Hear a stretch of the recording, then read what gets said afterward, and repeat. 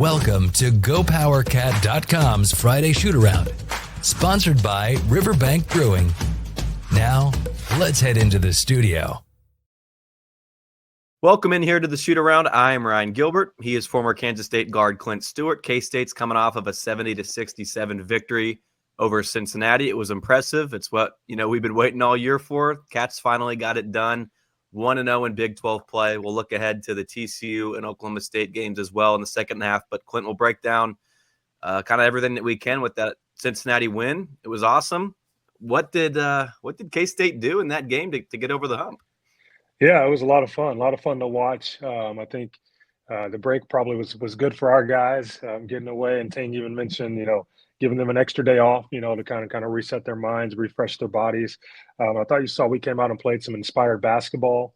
And we played a little bit of that in the first half of games, and then in this game we're able to sustain it into the second half. But watching the team though, it looked like that we kind of had a purpose as far as what we were trying to accomplish, and you can kind of tell who the ball was flowing through. And when you talk about, Doug, and obviously Doug got the start in the game and made some tremendous plays, especially in the first half of the game. And then obviously getting Hawkins the ball in some spots where I thought he was really effective. And, he probably played his best game of the season as well. And he rebounded the basketball really well. And then guys around them kind of filled into their roles. When you look at a game where, Brendan Hausen didn't even, he had 1-3, had I think 3 or 4 points. Didn't shoot the ball well, and he's been our leading scorer up until this point. So he didn't even have a good game, and yet, still overall we played our best game. So I think it was good to see. It was good to see guys kind of all on the same page and filling into their roles, and defensively getting enough stops to close out the game. So a lot of fun. Yeah, we mentioned that with Hausen not having his best game. Doug McDaniel, I think, had 6 turnovers, and Castillo and Rich didn't necessarily pitch in a whole lot. And when you get maybe not your best A game, but you can still win, come out on top, I think that's encouraging when you look ahead moving forward into Big 12 play. But with this game specifically, it felt like Kansas State. I know we talked about this, and you were posting this on social media. When guys have roles, defined roles, and they play in those roles, that's kind of the consistency that Jerome Tang's been talking about. And you get that, you get the scoring from Doug McDaniel, and you get Coleman Hawkins doing everything. And I know Hausen, he missed some shots, but when guys kind of do what they're maybe not asked to do or supposed to do, but when just simply what you're getting out of somebody, that's where the consistency comes from. Yeah, it does. And just to kind of go back, put you in a player's mind and perspective. And it's probably one of the hardest things that coaches have to do is get guys to buy into a certain strategy or a certain way to play, and then what their role is within how we can win as a team, right? When you're taking it back, and I can speak obviously from a high school level, I can speak from playing it at the college level, but getting guys to buy into, everyone wants to be the guy, right? Everybody wants the ball. I want to be able to score. And especially if you're coming from high school to college, right? Like you were the player in high school, now you're in college, and hey, that's who I'm going to be, right? Or if you're at a place that maybe didn't get the minutes that you wanted, and so now you transferred. Let's say you transferred to Kansas State. Why are you're coming here to play more minutes, right? Get the ball a little bit more, right? So you can be able to shine. And so that's kind of the mindset of a player. And so as a coach, it's how do I break that down to I need you to be a star in your role, not just a star, but a star in your role, and having that role defined, whether you are, the primary scorer, whether you are the secondary scorer, whether I need you to go rebound, whether I need you to play defense, whether I need you to take care of the ball and get the ball to the people that can score a little bit better.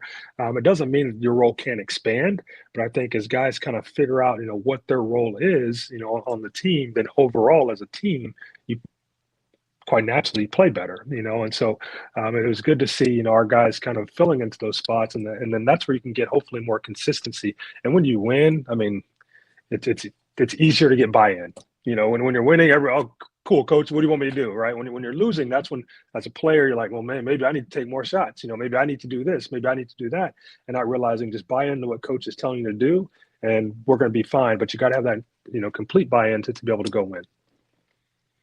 With Doug in the starting 5, was that how much do you think that simple decision from Tang or God or the coaching staff, I don't know if you saw his comments, whatever it was, him being just in the starting 5, how much of a difference did that make for Doug and maybe his mentality and his approach to that game? Well, I think for Doug, one thing that we all have to understand is Doug has proven himself at Michigan, right? I mean, he played really well last year, led them in scoring at 16 points per game. So obviously, he's a proven college player. He's very good player. I got a chance to see him, firsthand this past summer. We're in Manhattan and doing some scrimmages and things, and I could tell right away. I'm like, he's definitely, if not our best player, like I said, one of our best players on the team with the way he plays. And so putting him into the starting lineup, I think for him mentally, it just helped him come out to something that he's more natural in being, right? I mean, that's what he was last year, right, for Michigan, and he had the ball in his hands a lot. And so just it brings that confidence to his game that he's used to starting the game, starting fast, getting out there, right? I don't have to like fill the game out. I'm already in the game and I'm rolling. And so I think what we saw from him was just a little bit more consistency. I know he had, 6 turnovers, but it put him back in a place that he's used to being, right? And so he was coincidentally able to play his best game, and then hopefully he can continue that. Doesn't mean that just because he's starting he's going to play amazing every single game. It's not the way it works, but you hope that he gets some confidence, right? And then for Coach Tang and the staff, think about a player, you gain confidence, but you also have to give the coaches confidence in what you're doing. And so hopefully he can give them some confidence that he's going to buy into what they need him to do, and he's going to play well, and then they can say, good, you're starting, let's move forward. Doug and Coleman didn't necessarily feed off of each other in the sense of like assisting each other's baskets and stuff like that. But when both of those guys get hot, it's really tough for opposing defenses to defend that when you've got a guy that can do so many different things, and Coleman Hawkins, along with not only his scoring, but his vision, setting up his teammates, but also Doug, who's just so quick. He can, fly by as defenders. We saw that time and again against Cincinnati where he just used his speed to get to the basket and score. So, Doug McDaniel's not who he is without Coleman in that game. Coleman's not who he was without Doug. Oh yeah, for sure. And like I say, Coleman's size really helps him out a lot, and be able to get down the low. But he also can shoot the basketball, and he shot it. He's been shooting it pretty well here lately, which is really good. And then, Doug with his speed, when you do put them in a 2-man game, as you mentioned, the get action, and which is, Doug throws it to Coleman, gets the handoff kind of back, and then gets around the corner.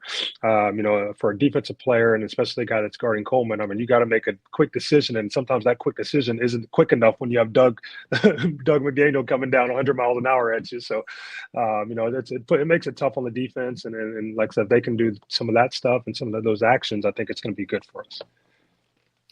What did I ask you about? I saw you were posting on X about guarding the ball screen and stuff like that. Just with the X's and O's, the schematics, and kind of the in-game adjustments. I know you were pleased with how the K-State staff handled that. Maybe for the average listener that doesn't know ball, explain what was going on there late in the game, the adjustments Kansas State made.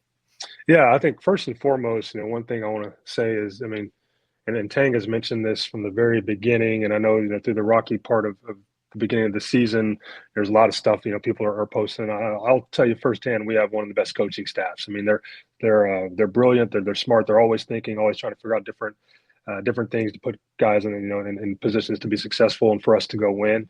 And I think what you saw was Cincinnati was really hurting us early on with the ball screen, and we were in a drop. And so their guard would come off the ball screen. Our guard was going over the top of the ball screen, so trying to trail the guard. And then we had Coleman or Gasson, whoever it was, guarding their big, which was in a drop, which basically means that they're about 4 or 5 feet off of the big and kind of catching the guard. Like, don't let the guard get to the rim type of deal. We want to force them into contested pull-up jump shots, right? And so that's the kind of defense we're playing. And what we saw was, one, Cincinnati made a couple of those. They came off and their guard made the shot. And then 2, late, their guard really probed with the basketball, and so still kind of got downhill, where then Coleman or Gasson had to meet them at the rim, but then all they did was lob it up to the big that they were supposed to be guarding. And so, I think what we saw is it was hurting us, and they did it a couple times, and they're late in the last 5 minutes or however many, there's about 4 minutes left or so. They kind of ran, and they end up getting the lob to the big and getting the layup. And it was like, all right, I think it's time for us to change it. And coincidentally, the next possession, Coach Malagy, he obviously runs the defense, and then he changed it and said, hey, let's go ahead and it's hard hedge, make that guard make a decision with a big right in their face, and Cincinnati turned the ball over that very next possession. So it was good to see the adjustments on the fly, and as a coaching staff and coaches, that's their job, right, is to see what's going on and make those adjustments to help us win basketball games. Did you make a call to the bench? Tell them what to do? No call, but it was kind kind of funny, seeing it, and then all of a sudden the next possession we made the change, and then of course it worked out. You can make the change, and sometimes it doesn't work out, but for us, luckily, it did work out that next possession, which is really nice. Yeah, that's one thing with Tang is he's not afraid to hear other opinions or voices. He's very is open to his coaching staff making suggestions. I know that he kind of said that a couple of his assistants were in his ear about putting Doug in the starting five, and he mentioned it to Mason Voth, our competitors at On3, after the Wichita State game. Tang had an answer, or Tang was asked about why slow starts, right? And he didn't necessarily have a good answer. And Tang mentioned it post game after Cincinnati that, hey, like that question that was asked by a media member made him look into the slow starts and kind of try to find, or I guess the slow starts out of halftime after holding a lead. But the slow starts were a thing against Drake and Wichita State back-to-back games. And, that was not the case. K-State was the team that forced its opponent into calling the timeout early rather than the other way around. So, two things there. Tang obviously is open to really anything, even if Clint makes a phone call onto the bench late in the game. But also, the slow starts that evaporated. What went into that in your eyes? Did you see? Was it just as simple, Clint, as better energy and better effort kind of from the opening tip, or was there something more to that, just in terms of the fast start? Yeah, like I said, I think our guys. You mentioned the energy. I think we looked refreshed, and came out and made some plays early. When the ball goes through early, the game of basketball, it's amazing because as coaches, we want guys to play hard all the time, and especially defensively, that's the only thing you can control. You can't control whether the ball goes through or not. As players, coaches know players play harder when the ball goes through the rim. It's just that's the way the game works. When they make a shot, guess what? Now they're like, oh, I'm ready to D up, right? And so when the ball goes through a little bit early, I think it just helps with the energy on both ends on the defensive end of the floor, and then obviously you can flip that back to the offensive end of the floor, with which guys become locked in. And then I think also being at home and the crowd energy really helped us as well. I'm really glad for the first Big 12 game. We were able to have it at home where we play a lot better at home than we do on the road. And so I think combination of a few of those things, I think is what we saw for the fast start. You've had some big games, big victories, whether you're a player, I'm sure beating KU was fun. And, whether you're a coach at Bartlesville, I'm sure you had some big victories. This wasn't the biggest win of Jerome Tang's career, but for this team in specifically, I think up to this point, that Cincinnati win was without a doubt the biggest win of the season. How does a team kind of stay locked in, stay focused, and not get complacent after a victory like that? Yeah, I think so what you just mentioned, it wasn't the biggest win of Coach Tang's career, but I would say it was one of the most important wins for this team, and obviously Coach Tang in his third year, because of just a lot of the talk around the team, right? And anytime you bring in a bunch of guys, as we did, right, we got a bunch of transfers in, and you're trying to mesh them in together to play a certain brand of basketball, and you've had a rocky start to start the season, and now you're in the Big 12 play where it's going to get even harder than what we've had to start the season. I think it was probably one of the most important wins Coach Tang could have had, in his third year, obviously, and just kind of where we're at. So it was good to see that we obviously did that, and it's you hope that you can sustain it. I think the thing that can't happen now is you can't get, as a player, you can't get too overconfident in what we were able to accomplish at home, because in the Big 12, especially when you go on the road, I mean, any given night, every team is good. And so, any team can beat any team, and it's really hard to win on the road.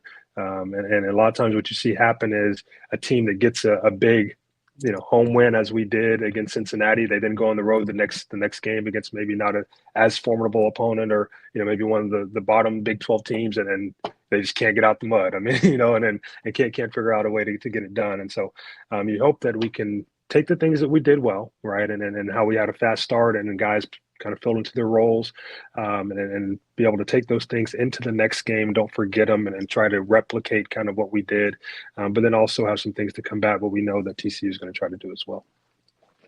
Back-to-back road games are coming up. Clint, we'll break that down here in just a moment. But first, let's take a quick break here on the Shoot-Around. It's time to take a break for our sponsors. We'll be back with more from GoPowerCat.com. Nestled in the heart of beautiful and historic Council Grove, Kansas, Riverbank Brewing is the perfect place to stop before or after the game. Riverbank Brewing, located in downtown Council Grove. Now let's head back to the show for more K-State sports coverage from GoPowerCat.com.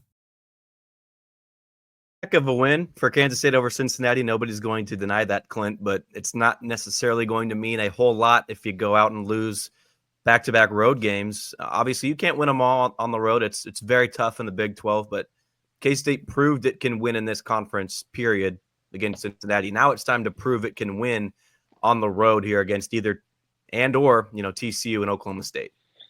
Yeah, definitely. And it's two games that, we obviously want to go get. When you start looking at, where we're currently at from the NCAA committee's hands, that makes the decisions on who makes the tournament and things of that nature. Obviously, it's far down the line. But currently today, we don't have any what you would consider bad losses as far as quadrant 3 or quadrant 4 losses. We won all of those games. We're 1-1 in quadrant 1, wins. I mean, we beat off Cincinnati. That's our first quadrant 1 win. They take a very hard look at those bad losses, Q3 and Q4, and they look at the Q1 wins. And so the Big 12 is tough, and we have 19 games in the Big 12 left, and 15 out of those 19 are against quad 1 type teams as of today.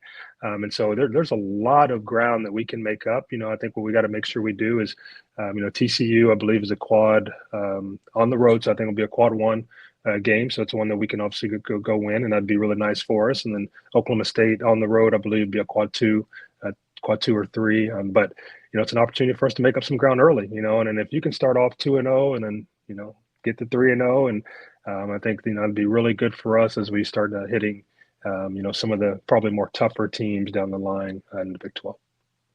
Yeah, non-conference resume wasn't great, but if you wanted to pick one part of it to not be great, it would be a lack of quality wins, because you can so easily make that up in the Big 12.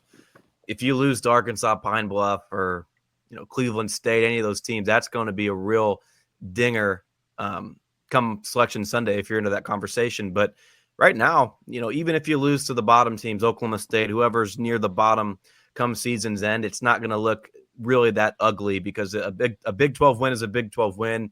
Big 12 loss is a Big 12 loss. And so K-State, if it can play the way that it played against Cincinnati, there's no way, Clint, that this team won't have a chance to be alive on Selection Sunday.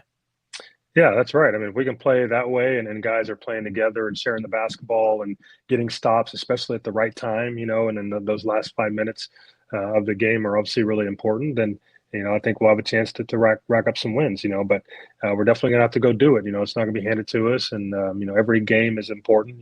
Tang talks about 1-0. When 1-0 against Cincinnati, it's time to go 1-0 now against TCU. And then that's got to be the mindset every single time. Is there one game here on this 2-game trip that you maybe fear more? Is it the first one after a big win like that, or is it the back-to-back game against Oklahoma State where you're maybe a little tired, a little fatigued? Yeah, I looking at the teams, I think I fear Oklahoma State a little bit more. I think that's one that if we lost one of these 2 games, I'd rather lose to TCU than Oklahoma State. I'd say that. So just kind of fear, that hopefully we can go down to Stillwater and play really well down there and get that win. Obviously, we want to get both of these wins, and then that's the goal every single time you go out, is to try to go win. But if we end up going 1-1, or obviously don't want to go 1-2. If we end up going 1-1, I'd rather have the win over. I don't think we want to lose at Oklahoma State, just because I do think that they're going to finish towards the bottom of the Big 12. I think TCU has a chance to finish anywhere from kind of the middle to the bottom of the Big 12, right? So we'll kind of see how that all plays out. Yeah, TCU right now 7-5 on the season. So just looking at that, comparable, exact same record as Kansas State. What sticks out to you from the Horned Frogs from what you've seen? Yeah, I mean, they don't have any quad 1 wins either. So for them, they're looking at us and then saying, this is a big opportunity for them to get a good win in the Big 12. And, they've been playing pretty decently. One thing that they haven't done well is they haven't shot the ball particularly well from the outside. So maybe we can take advantage of that and forcing them into some outside shots, to contest and rebound. But I think that was one of the keys against Cincinnati. We didn't rebound the ball, at a great clip. I mean, Cincinnati still out rebounded us, but I think that's going to be a key for us moving forward is we're going to have to rebound the basketball and not give teams second chance opportunities. So that first stop is really important, but the first stop only matters if you get the rebound. If you don't get the rebound and they get it and put it back in, then it doesn't matter at all. So we're going to take care of the basketball, on the road, expect them to have a, pretty good crowd, pretty decent crowd. It's purple on purple, which is always fun. So hopefully we'll be the good purple and they'll be the bad purple this time around. I hate to keep harping on just playing on the road, but K-State has lost 10 road games in a row dating back to last season. Is it more of the intimidation factor from the crowd and the noise, or is it maybe just how comfortable a team, like TCU can be when just playing inside the comforting confines of its own arena? Yeah, I mean, when you're at home, obviously you are more comfortable. And then second, you come out and you feed off of your own crowd, and when you're on the road, it's truly, us against the world is what it kind of feels like when you're on the road. And so it takes a lot more focus, a lot more consistent play because, a lot of times, when the home team is feeding off the crowd, right, they can kind of take some dips and then all of a sudden they'll shoot up because, the crowd gets into it. And so on the road, like you can't take that dip and then try to work your way back out. And so you got to stay more even keel and steady, and then hopefully at certain points in the game, you have your opportunity to kind of rise above and play inspired basketball. And so it's tough, and every game is tough on the road. It's first of all, you got to travel there, and then get off the plane and get your legs ready to go. And then you're in an environment that you're not used to shooting in. And so you got to, adjust to that. And then you got the fans yelling at you and you got to adjust to that. And, it's hard to do. And so, hopefully our guys can be locked in and be focused and understand how important every single game is and how important it will be for us to get a win on the road. Oklahoma State, again, not the best team in the Big 12, but I think Drum Tang mentioned this a couple weeks back that this was the only team in the Big 12 Big East Challenge that won its road game. So Big 12 competition, man. I mean, it's, again, nothing glamorous like the top of the league like KU or Baylor, Iowa State, but still a Big 12 game, still a win that if you get it, won't look bad on a resume. What sticks out to you about Oklahoma State? Yeah, I mean, they don't shoot it well either. And so I think from the outside, they don't shoot it very well. They do get to the free throw line quite a bit. So we're going to have to play, without fouling. They shoot it about 74% from the free throw line, which, we've been at about 66 until our last game. We shot 80, which is amazing, which is great, which is part of the reason why we won as well. But they shoot it really well from the free throw line. They rebound the ball really well because I'm sure they miss a lot of shots, so they try to go get it. And so we're going to have to keep them off the boards as well. Like I said, they don't score it tremendously well, and they do play a little better. I think as most teams do, at home. And so we're going to have to be ready to go into Stillwater and, play well and go in there. I want to say every time you play on the road, I feel like you got to go steal it. I mean, it's so hard. So we got to be ready to go and steal the game. Jamie Dixon, obviously a very established coach in the Big 12, but Steve Lutz in his first season at Oklahoma State is, Drum Tang, and you mentioned it here, his staff, is this kind of maybe their chance or an opportunity to go prove that, and no disrespect to the staff that Lutz has put together, but, is this a chance for maybe Tang and company to prove what it is to coach in the Big 12 and maybe, not out scheme them or out bully them or out X's and O's them, but prove kind of who's been around the block a little longer in the Big 12, so to speak. Yeah.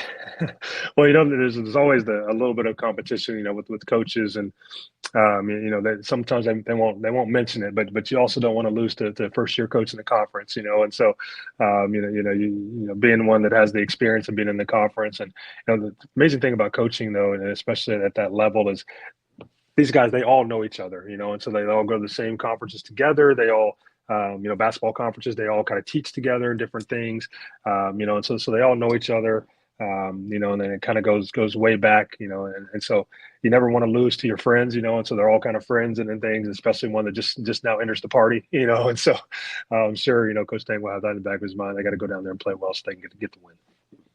We're not huge on predictions on these types of shows, but a week from now when we're discussing these two games, you think K-State goes 0-2, 1-0, 2-0, and also what should maybe the realistic, sane fan kind of be okay with? Is 1-1 okay on a trip like this?